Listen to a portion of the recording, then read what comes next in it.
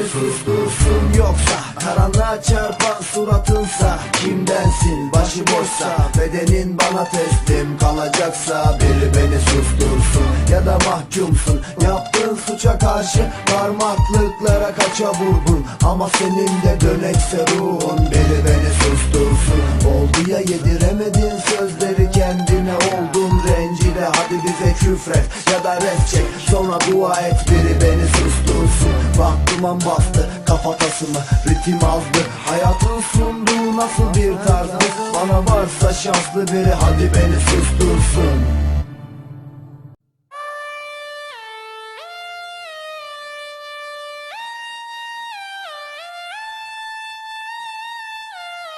Hadi diyelim susturdun beni, kelimelerimi durdurdun, kalpteki ritmimi o zaman bil ki ben de senin için bu kelleyi vurdurdum. Diyelim susturdun beni, kelimelerimi durdurdun, bu ritmimi o zaman bil ki ben de senin için bu kelleyi vurdurdum.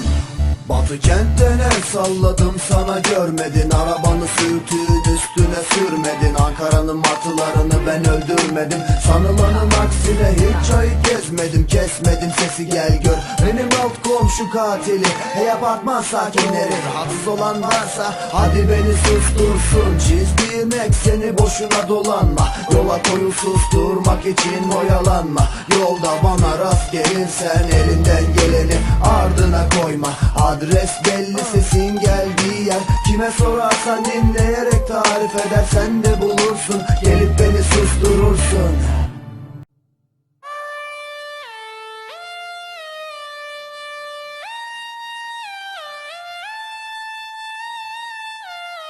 Hadi diyelim susturdun beni, kelimelerimi durdurdun, kalpteki ritmimi o zaman bil ki ben de senin için bu kelleyi vurdurdum. Diyelim susturdun beni, kelimelerimi durdurdun, bu ritmimi o zaman bil ki ben de senin için bu kelleyi vurdurdum.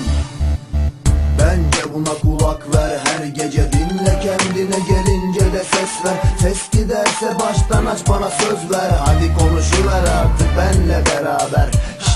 Bak millet sustu, bana illet oldu, duygulandım bak gözlerim doldu. Tüm komşular keyfinden oldu, çok da sikimde, git polis çağır, çok da sikimde, avaz avaz bağır, çok da sikimde. Çünkü Yasin sağır size, deneme susturmayı çıkar tepenize, girer evinize en son desibelde ses.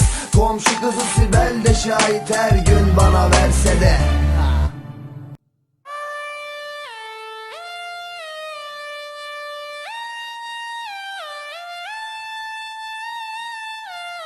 Hadi diyelim susturdun beni, kelimelerimi durdurdun, kalpteki ritmimi o zaman bil ki ben de senin için bu kelleyi vurdurdum. Diyelim susturdun beni, kelimelerimi durdurdun, bu ritmimi o zaman bil ki ben de senin için bu kelleyi